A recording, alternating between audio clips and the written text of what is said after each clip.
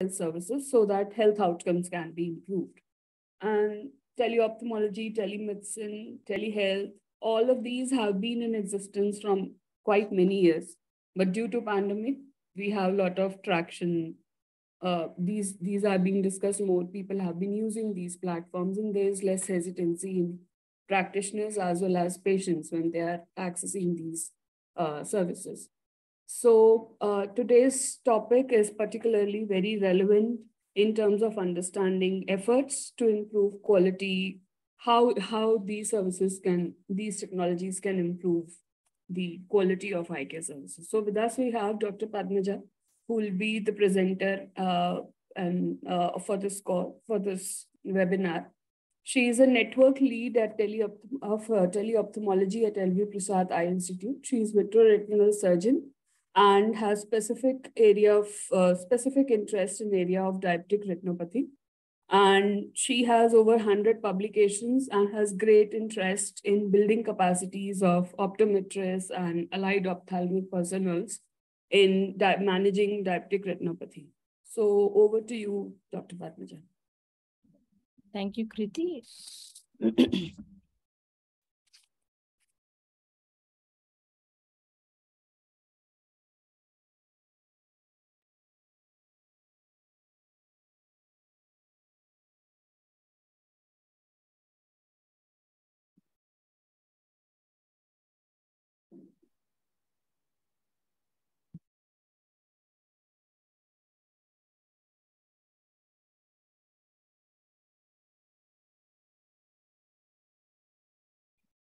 Why it's coming?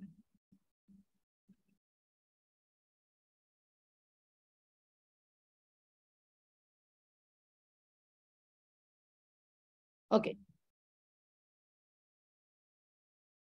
Are my slides visible, Kriti? Yeah, they are visible. Yes. So thank you, everyone. Hello, everyone. At the outset, I would like to thank IHOPE team for giving this opportunity. So the topic today is creating sustainable eye health systems through teleophthalmology. So actually, what is sustainable healthcare system? So the World Health Organization defines a sustainable healthcare system as a system that improves, maintains, and restores health while minimizing negative impacts on the environment and leveraging opportunities to restore and improve it to the benefit of the health and well-being of current and future generations. Here you see classic 3 pillars of healthcare sustainability. So they are economic, can be summed as profits, environmental, planet, social, people. Along with these 3 dimensions, classic dimensions of healthcare sustainability, a 4th dimension of system is being added by Sherry Blank et al. So we will look in today's talk how teleophthalmology stands on these 4 pillars of sustainability and building a sustainable eye health system. So teleophthalmology for eye care can be defined as an interaction between specialist and non-specialist or specialist and specialist through audio or video technology. In one word, we can say telemedicine is something like healing from a distance. And these peer-to-peer communications and teleconsultations can effectively eliminate a variety of barriers, such as distance, saving time and money for patients, and avoiding burdening the healthcare system by allowing distributed care. So here is an example of sustainable eye health system through technology-enabled primary care at LV Prasad Eye Institute. So innovations here to make primary eye care sustainable are the concept of task shifting and task sharing by training high school graduates from the rural areas trained in primary eye care for 2 years. And these vision technicians are primary healthcare providers, eye care providers. They perform 3 Rs. That is, they do refraction and give glasses. Second R is they recognize sight-threatening eye complications and refer appropriately. So if you look at the teleconsultation process at the primary level, initially there will be a consent for teleconsultation will be taken. Then the history, slit lamp examination, And everything has been digitized in the form of all these details are entered in the smart tabs that these primary healthcare providers are having. And they are transmitted through the cloud network to the ophthalmologist who is sitting in the command center at the teleophthalmology hub at the tertiary center. And the ophthalmologist and also the images are the most important aspect of this data transmission, where both anterior, the front part and the back part, both anterior and posterior segment eye pictures are taken, and the details are transmitted through the electronic record. And the ophthalmologist located the command center reviews these details, and then he actually communicates with both the vision technician and the patient through a Skype call button, which is integrated in the electronic record. And then the ophthalmologist advice and e-prescriptions are captured online at the vision technician's location and provided to the patient. We have also formulated specific referral guidelines for the teleconsultation at the primary level, with an objective of improving efficiency and avoiding unnecessary referrals.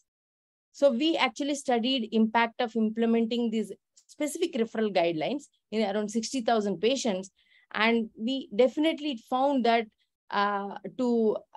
when you ensure an effective triage to seek opinion for more pertinent ocular diseases that require care, that is most efficient strategy. Adult male patients with cornea and anterior segment conditions seems to be the most commonly referred for teleophthalmology opinion at the primary care level.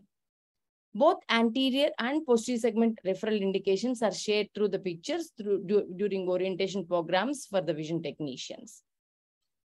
Innovations are vital whenever you want to have a sustainable eye health system. Innovations like how here we incorporated a triaging system classified by referral color coding for efficient referral and tracking.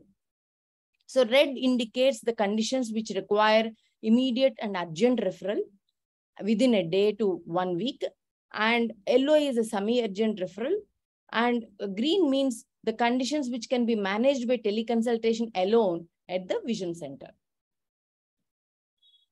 So here is an example of a 2-year-old girl diagnosed with retinoblastoma and eye cancer, which was actually managed at a tertiary center through an urgent red referral in a day. It shows the power of primary eye care teleophthalmology in not only saving eyes, but saving lives as well. And here is an example of a green color code referral, where you see in the villages, where you can, the rural folk, they just come with irritation and redness. And what we find is actually the sheep larvae, which were actually floating in the thing, and which just requires removal by the vision technician under aseptic precautions and instilling lubricant and advising lubricant drops, which could be just managed by the excellent image capture and video that was sent by the Charan Sagar vision technician, and which was managed and supervised through a Neet Mehta, our resident at the command center. Additional innovations like devices, like we have also innovated in creating a universal smartphone attachment we call Grabby, which actually helps to obtain clinical quality anterior segment photographs, and which also has a blue filter. And these Grabby pictures, we found that it was easy to use by the patient caregiver as well. So we are now integrating for all our follow-up patients when they come for teleconsult as a package with them. Similarly, other innovative devices like a portable perimeter devices. So these reports, when the patient comes to the vision center, they are actually checked for whether there are any field defects due to conditions like glaucoma, and these images are also transmitted through the teleophthalmology. Then visual acuity also plays very important role in a teleconsultation. You need some additional information which will enhance the value of your teleconsultation. So we found that the peak visual acuity, which is a freely downloadable video, which on a mobile app, we found that the peak visual acuity measurements were actually comparable to the standard clinic vision measurements. What we also found in an interesting study is that when we tried to give this peak visual acuity, how to test vision by the patient attendants, and we found that they were also comparable to the in-clinic measurement. So that means this actually device, these apps can be used by the patient caregivers as well. That's in enhancing the value of the teleconsultation. So here, these are some examples of various conditions that are managed and diagnosed using teleophthalmology at our primary eye care level: trauma, conjunctivitis, keratitis, ocular cancers, etc., in both pediatric and geriatric populations. At primary level, our fellows and residents are able to manage conditions through teleophthalmology, ranging from conjunctivitis to eye cancers. And in the past 1 year, when we looked at analyzed the data, there are 46,000 teleconsults happened at the primary level. What is important to understand here that 84% are actually managed by, this is a green color, that means they were actually managed by the teleconsultation alone at the vision center level. Only 16% actually required referral to the next level. So this is a huge impact in terms of when you look at the economic impact, the cost saving, because otherwise this patient had to at least travel 100 kilometers to the next level of secondary center, all these green conditions, if the vision centers were not doing the teleconsultations. So the cost saving per patient was $3 if he had to travel by bus. And if he had to travel by either car or any motor travel, it will be almost like $20 per patient, the cost saving. Similarly, when we looked at cumulatively the community saving, that the 40,000 teleconsults in a bus, it could be 100K USD, and in if it is a car travel or motor travel, it amounts to 800K USD. And what is also very important to note here is also there is a significant environmental impact. 40,000 teleconsults, by just avoiding 100-kilometer travel, nearly 4 million kilometer travel can be avoided, and 450,000 kgs of carbon dioxide emission can be prevented by primary care teleophthalmology. So this figure is a very clear picture of our pre-corona in one of our busiest areas of Charminar and post-corona. Similarly, there was a significant change that has occurred in the healthcare scenario. So this picture, when you say teleophthalmology in India, you can see that the teleophthalmology is there right from 1970s. 1987 is 1980s. But there is an advent of a potential rise in the publications post-pandemic. So pre-pandemic, before COVID pandemic, the teleophthalmology was mainly for the primary eye care and diabetic retinopathy. However, post-corona, the teleophthalmology has become a powerful tool to improving the access as well as the sustain the healthcare, both at all levels, primary, secondary, and tertiary levels of eye care. At LVP itself, we had a sudden decline in the number of patients from an average footfall of 1,500 patients per day to just 50. So immediately we launched a teleconsult portal, and telemedicine achieved 3 important objectives during the lockdown. First is triage. We could understand which patients actually need to visit the hospital on an emergency basis. In fact, the teleconsult advice was used as a pass for the patients to actually travel across. Second, management of medications. Many patients, the care never stopped because of the teleophthalmology. And second opinions also could be given for the new patients who could not travel by reviewing their reports and images. Then we realized definitely the teleophthalmology has to be pandemic and beyond. We understood the importance of teleophthalmology, and we developed and launched a mobile app-based telemedicine portal called Connect Care, and which is integrated in the patient care pathway. With this app, our doctors can connect with the patients by just simple process on their mobile phones anywhere and everywhere. So the appointments are just like in a virtual outpatient clinic. Our primary purpose of teleconsultation post-lockdown was mainly to reduce unnecessary follow-up visits. So what we have made is at least one physical visit following surgery has been made as a teleconsult visit. And we also made guidelines for each specialty that these are the conditions that can be managed by teleconsultation alone, that is green color. And these are the conditions probably can be managed by in-between teleconsult, that is yellow. And then some conditions cannot be managed by teleconsultation. So that also we have made it as a red color indications. Similarly, we also were able to review the new patients. We could also give second opinions, and we could review the patients who are old patients who are not able to travel. We are able to review their reports with the care at the local hospitals.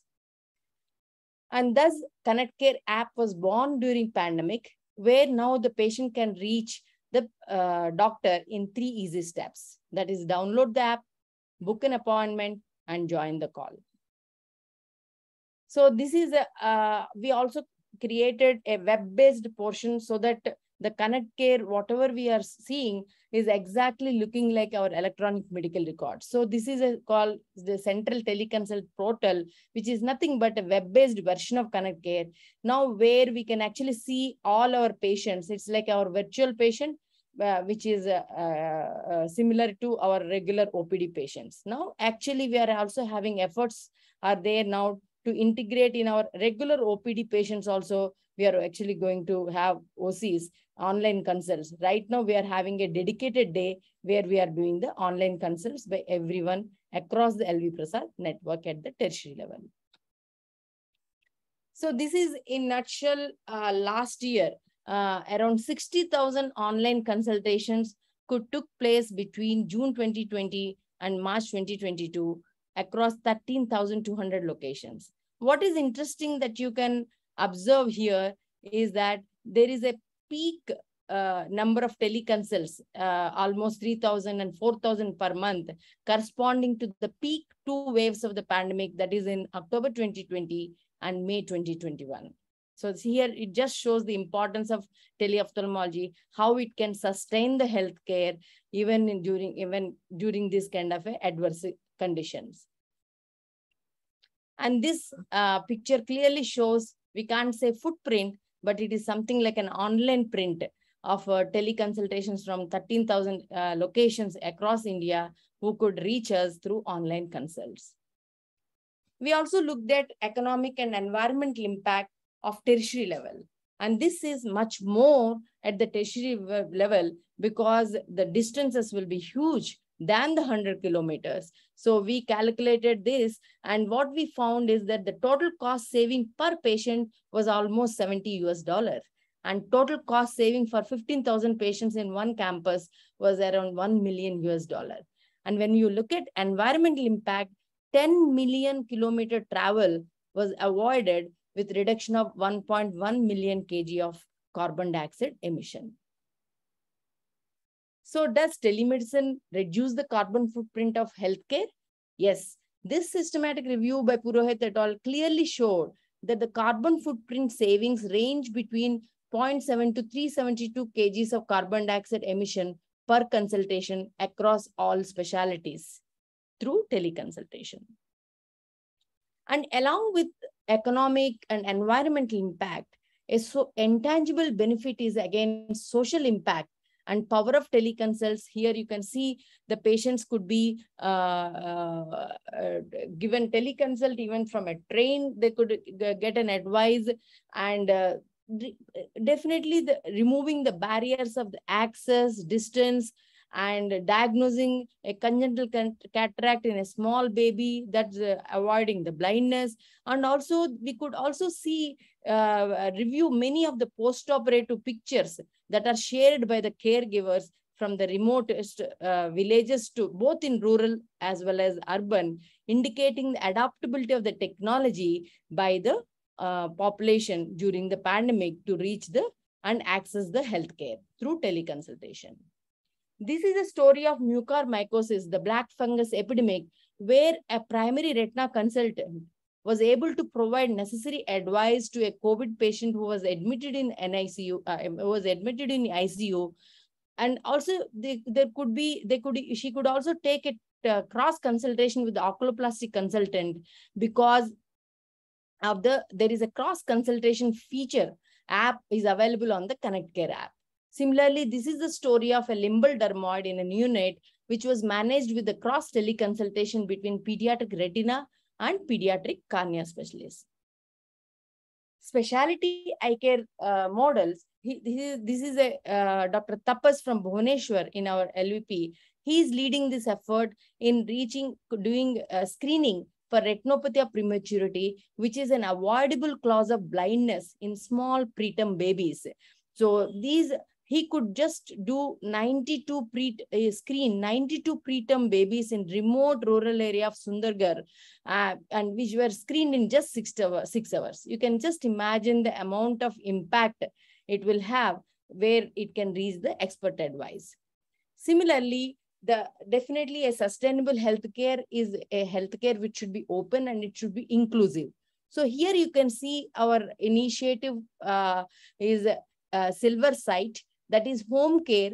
That again, this is a teleconsultation service where we are able to reach the geriatric patients or elderly patients, and also the patients who are disabled, both in urban areas and rural areas, through home care teleservice.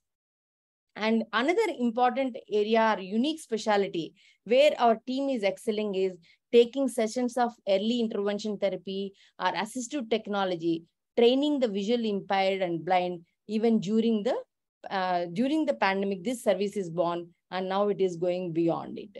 So this is again all these specialty services that we could launch the teleconsultation. All guidelines have been published so that this can actually pave models, this kind of create models anywhere, everywhere. So this is a dashboard which shows actually the latest numbers on eSanjeevani virtual platform by Ministry of Health India, catering to more than 36 million teleconsultations in the last 2 years, with 170,000 teleconsultations happening per day. So similar nationwide expansion is definitely possible for teleophthalmology services in India, based on the evidence that are generated from the case studies, models of primary, secondary, and pandemic innovations in teleophthalmology, creating positive economic, environmental, and social impact. So let us summarize the sustainable eye health system, how it is possible through teleophthalmology. Definitely, it is an avenue to create a healthcare system without walls.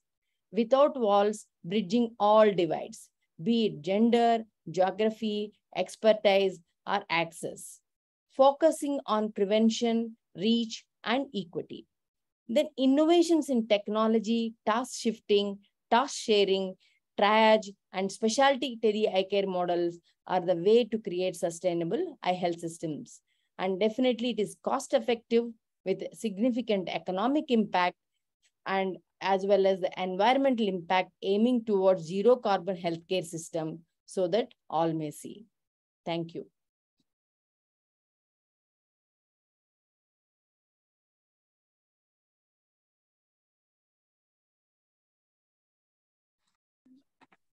Thank you, Dr. Padmaja. It was really insightful, and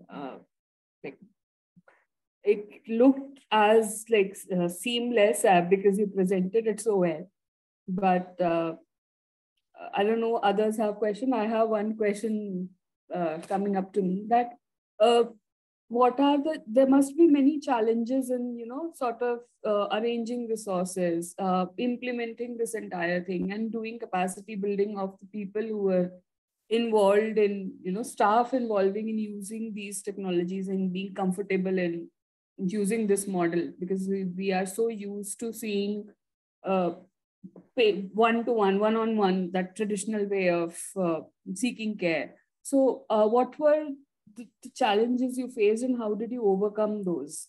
Yeah. Yes, I think that's a very important question, Kriti, because whenever we say technology, definitely adoption comes the immediate, the challenge or the necessity.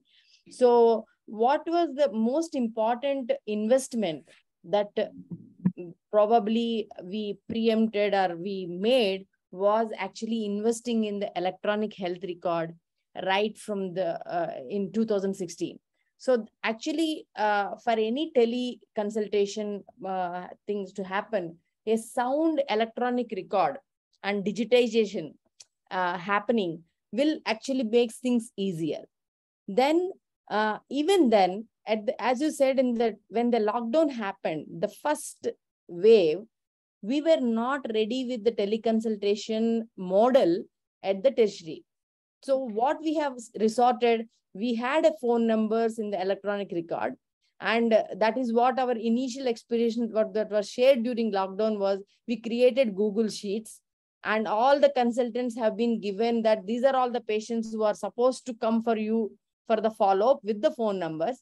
And we actually practically tried to call all the patients through that mobile number. We sent a message saying that, we were trying to call them and ask about it. So that kind of a manual thing we happened. And it was very challenging, and we actually uploaded in the form of small papers. We have written, we typed, and those things have been uploaded to the electronic record like attachments. So that was our pandemic initial then. Then we realized definitely the pandemic and beyond, we thought that there are definite usefulness is there. In this, we need to work little more long term. And that is how this mobile app idea has come, thinking that. And that's why the second pandemic, it was like, even though everything again lockdown happened, then our organization was just given us actually that, you work from home today. Today is your teleconsultation day, and you can actually work with all because we could access all the details and we could actually manage. In terms of training, yes, definitely in the technology, you will definitely in terms of adoption. So we had a lot of orientation classes, how to use the app, how to have the session. And then we have standard operating procedures. And anytime all the new users will undergo a mock drill of some cases are there, which they will actually use on the app and actually understand the how to function, how to do the teleconsultation. And most important, I would like to say is that Government of India in March 2020, they released an important guideline document. And they also said that they also created an online curriculum, which all registered medical practitioners who has to do teleconsultation has to pass that certificate. So we made sure that in LV Prasad, all faculty have actually completed that online curriculum and actually passed the examination before they do the teleconsultation. These were some preparedness we had to do. Yeah. So Anirudh has two questions. I'll club them and ask. Anirudh, would you like to unmute and ask? Thank you, Kriti. Yeah. The first question is similar to what Kriti had put up, as to understanding what are the barriers in adoption of teleophthalmology. You explained that from the side of the doctors, but what were the barriers from the patient's perspective as well? And what sort of technologies can further be explored given the experience that LVBI now has, to move this model from more of a follow-up model into conducting, consultations, rather conducting examinations using the application or probably a trained health worker in between? Yeah, that's a very good question. And so in fact, what we have done is before Connect Care app creation, we did actually survey of both physicians and as well as around 250 patients across. What is that they are looking for when they want a teleconsultation, and what are their perception they really want. So there were some interesting responses that definitely patients wanted to connect to the doctor, and mobile phone was the most common medium that they wanted. And WhatsApp is the another popular tool that they said that will be very easier for us to connect to the doctor. So there was definitely, and then they were also asked them a question that do you prefer teleconsultation or in-person consultation? So they said that at this, because during the pandemic only we did the survey, they said that right now it is we want to connect by teleconsultation, but around 34% felt that even beyond that also they would like to use teleconsultation service. So it's not, I'm not saying that everyone wants teleconsultation later on. So there are some challenges, but in terms of, we did do this survey on the patient perspective to understand their idea how it can happen. And before doing this app also, what we have done is, what are all the 5 popular whatever the apps that are done in the other specialities, to see how we can include features where the patient can upload their reports, their images. And then we also created a small chat box during the consultation if they want to consult, talk to the doctor, or and during video call facility, for because video call facility is a must whenever you have to interact a new patient. So all these features have been incorporated, and most important is also in the form of consent.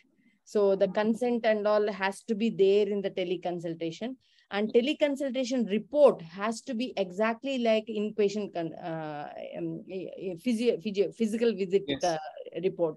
So that legality one need to keep maintained. So we made sure that those factors have been taken care. So a follow-up to, like, you did patient assessment before like launching the app and understanding their needs.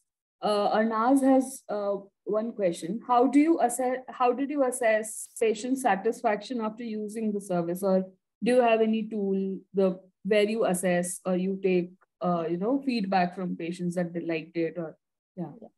So actually, I started my journey in ophthalmology in 2003 with teleophthalmology in diabetic retinopathy. So one of the studies that we did was, we did a diabetic retinopathy screenings, and the images used to be transmitted from the villages to the Chennai tertiary center. So we did a patient satisfaction questionnaire to the patients who are availing the teleophthalmology service. So they felt that, and then there was also one ophthalmologist was also seeing them in person, and one first initially they were images transmitted. So the definitely the satisfaction was almost 60% felt both models are equally satisfactory, and 34% felt the teleophthalmology was much more better. Then we asked, what is that? So what happened was, when we did the questions that were the reasons that for satisfaction they mentioned was that I could see my eyes. But why? Because what happened is, whenever we used to do a diabetic retinopathy screening teleophthalmology, so we used to tell them that this is what your retina picture is looking like. And even the expert at the Chennai was also telling that, okay, you have this problem. So they practically, I'm able to see my pictures and figures. So that was very satisfying for them. And then definitely travel.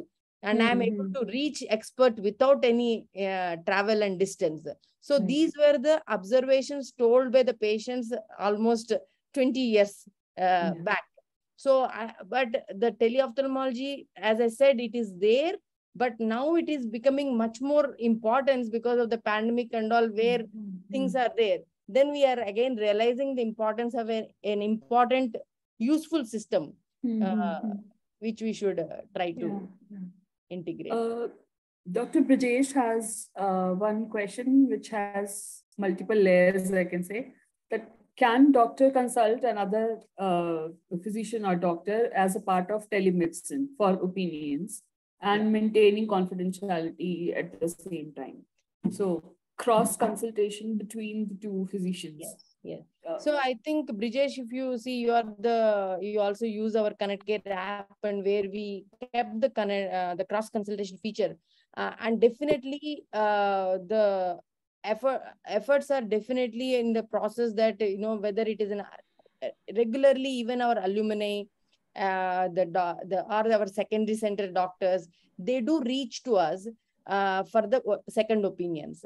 But these teleconsultations definitely can be done as a cross consultation, and the reports has to be integrated. Again, all the whatever the information that has been shared across has to be, kind of, it should be in the form of a report.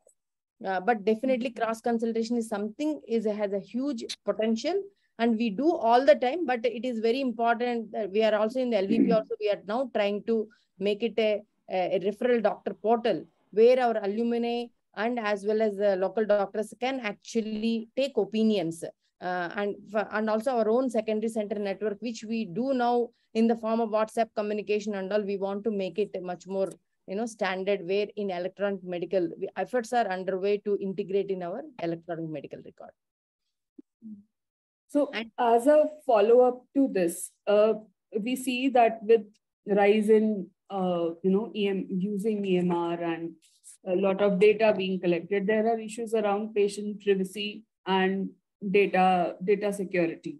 And we don't have in our country laws or standards governing that. So how do you, now, let's say, two physicians utilizing that data, or how do you ensure the security or privacy around that data in absence of such guidelines?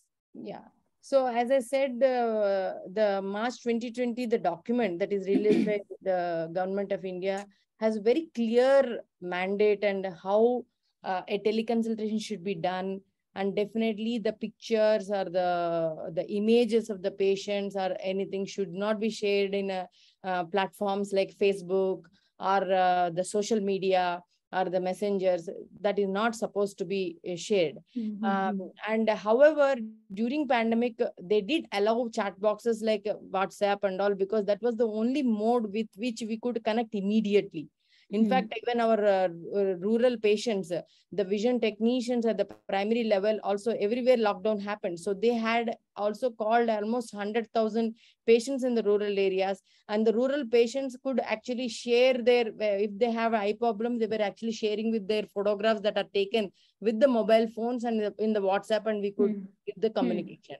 So here, whenever in this, the consent, whatever the privacy and everything, it is definitely, it is a punishable. If it is the law definitely says that these reports and everything has to be treated as a physical visit reports. So the legal parameters are applicable as equal to as the teleconsultation and the physical visit.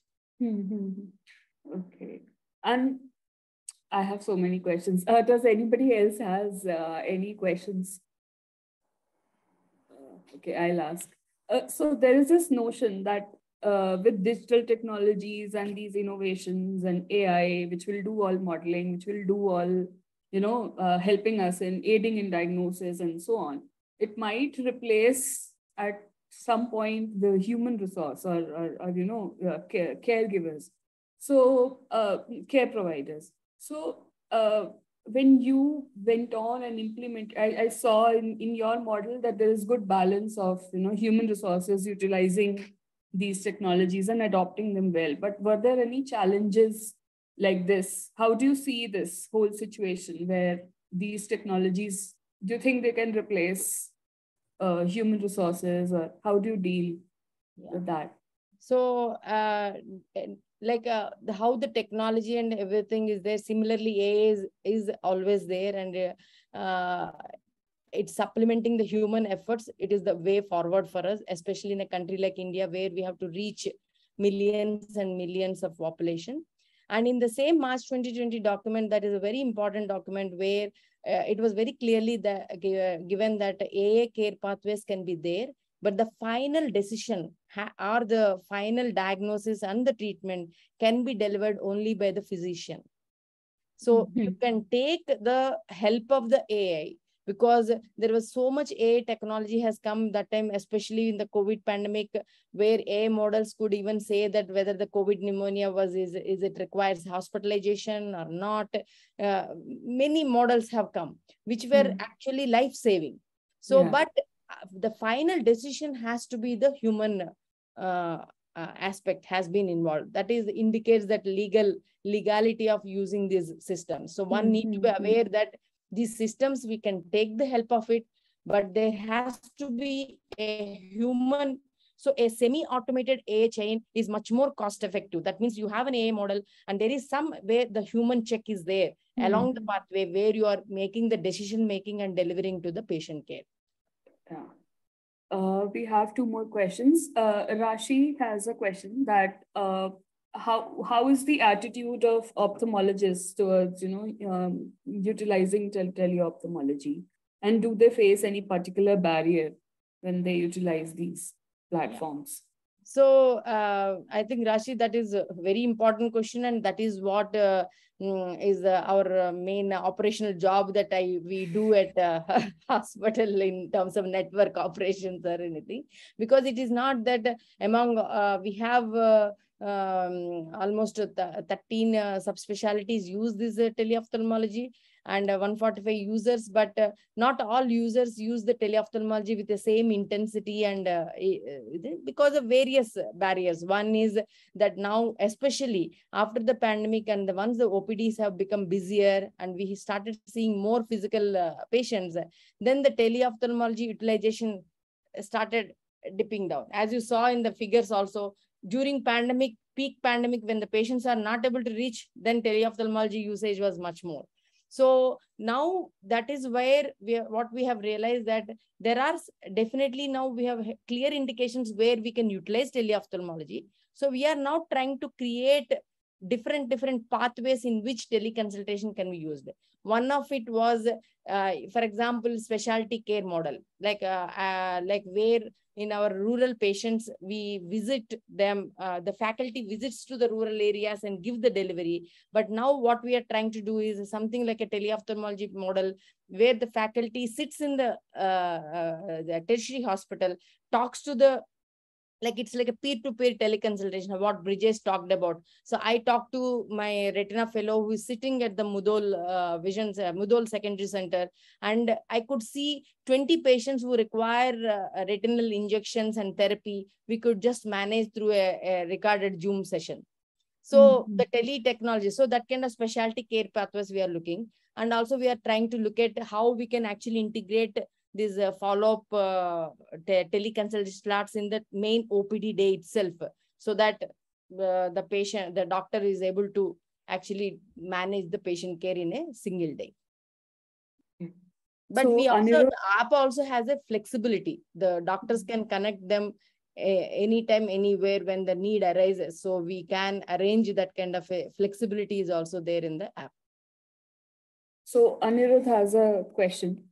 That teleophthalmology is, of course, resource intensive. And how do, I'll add to it that, like, LV Prasad is a bigger institute, had this chain of vision centers, secondary centers, and so on. How can small units or small players utilize and integrate such systems for overall sustainability of ophthalmology? See, during the pandemic now, again, there is a million, many resource players have come, who like third-party apps and all have come. Like you might have heard about something like Practo and all. And now, even now, beyond pandemic, many clinics are utilizing that to fix the appointments. And then there is also a teleconsultation online features, even in other specialties. So those players are there. Only thing is, again, very important is again about the data security and data privacy. So those are the things that there are not very clear idea how data is managed, where are the numbers are going. And I think that is a fear all of us have, right?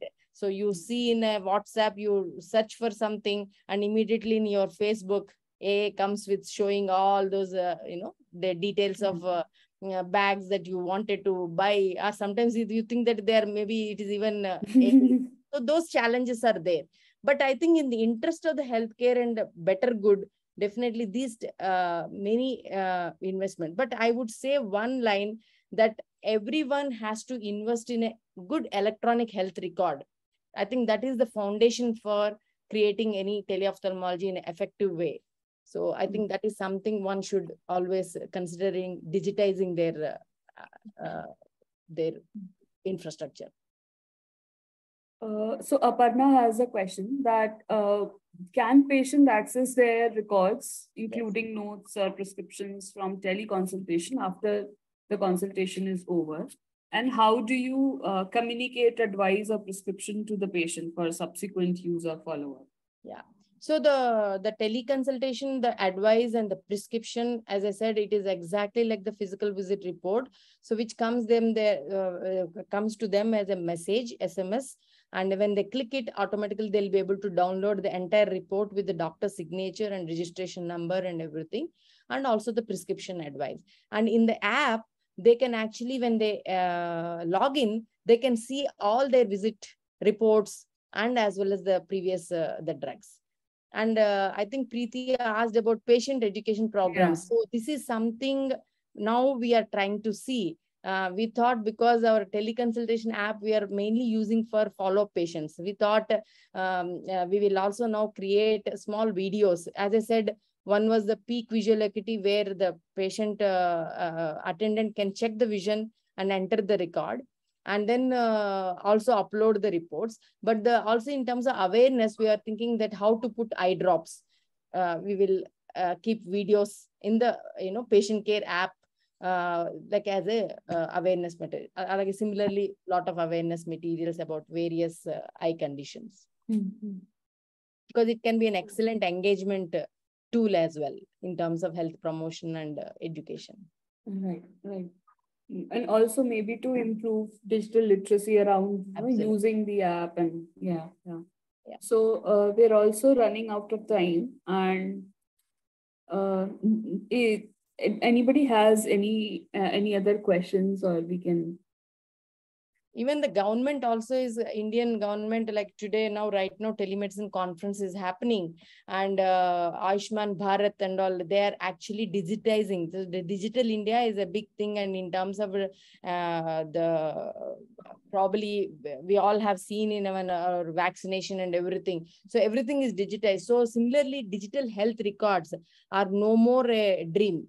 It is live, and the eSanjeevani platform, if any of you just have a chance to go and see. So in a live data, how the teleconsultations are happening across all the specialties. So this is something, it is going beyond pandemic. So I feel that I think that kind of probably enabling ecosystem also helps the nationwide expansion and good model, so that we can have a sustainable health care.